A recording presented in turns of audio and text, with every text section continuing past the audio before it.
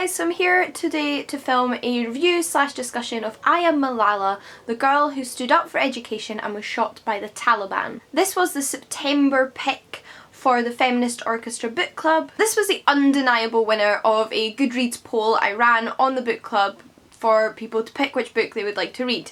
And I was a little apprehensive going in because it was so popular and it has so much hype surrounding it and so many people recognise the name even if they haven't read the book. I think it's a book you're aware of. And that kind of popularity just makes me a little apprehensive going in because I don't like to have too high expectations.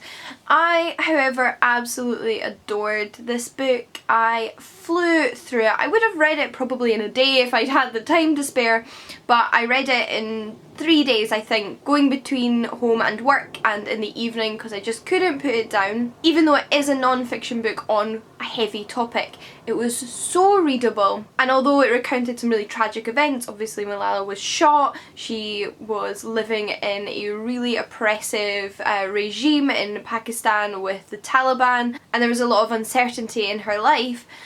The book was still so full of hope and determination and inspiration, really, that I found the whole thing quite uplifting, actually. So the book is written by Malala, who at the age of 15 was shot by members of the Taliban group.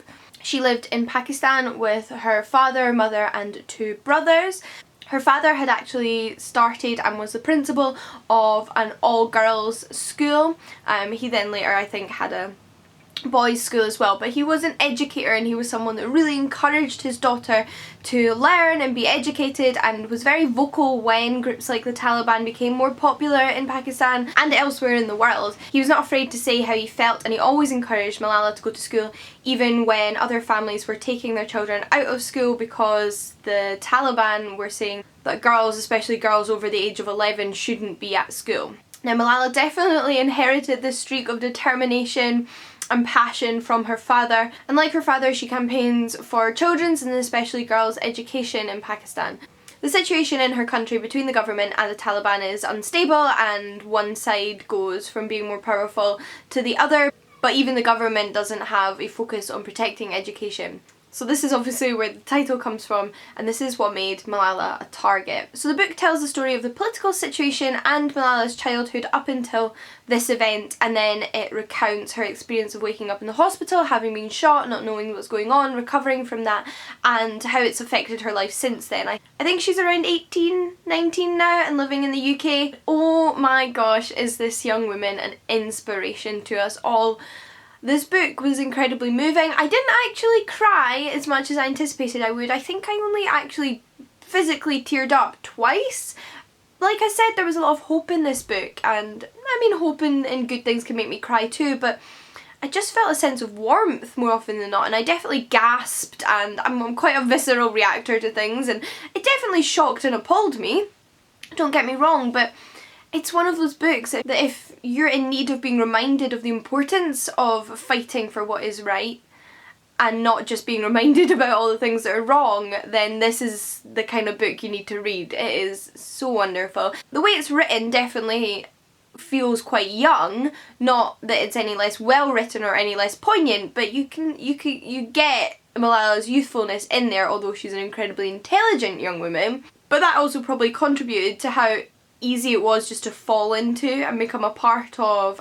So in that sense, it's also an incredibly accessible and consumable piece of non-fiction if you don't read a lot of non-fiction. I found it very hard to review the book without this just being a discussion and review of Malala, which obviously I can't review Malala, but you know what I mean. The book is just her story, so it feels very much like in talking about the book I'm just talking about her and her story.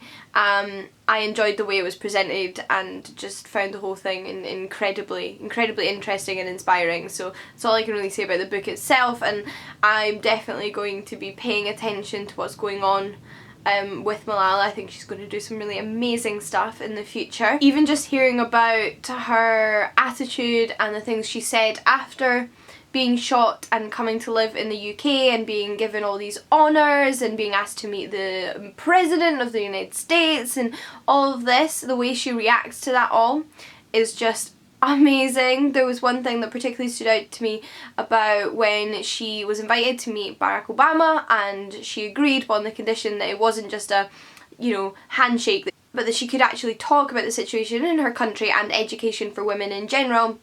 And one of the things that she said to him was that she thought he should stop the airstrikes he was conducting because they were killing innocent people and she didn't see them as a solution to the problem. And I thought that was very brave and really important thing for her to say, and I just thought Malala was amazing. Like, I just don't know what else to say other than that. I'm so glad I read this book, and I'm so glad that people picked it for the Goodreads group. See? Like, working together to pick amazing books and hopefully making the world a little bit better. That's all I wanted from this book group, so I'm really pleased to see that's working out.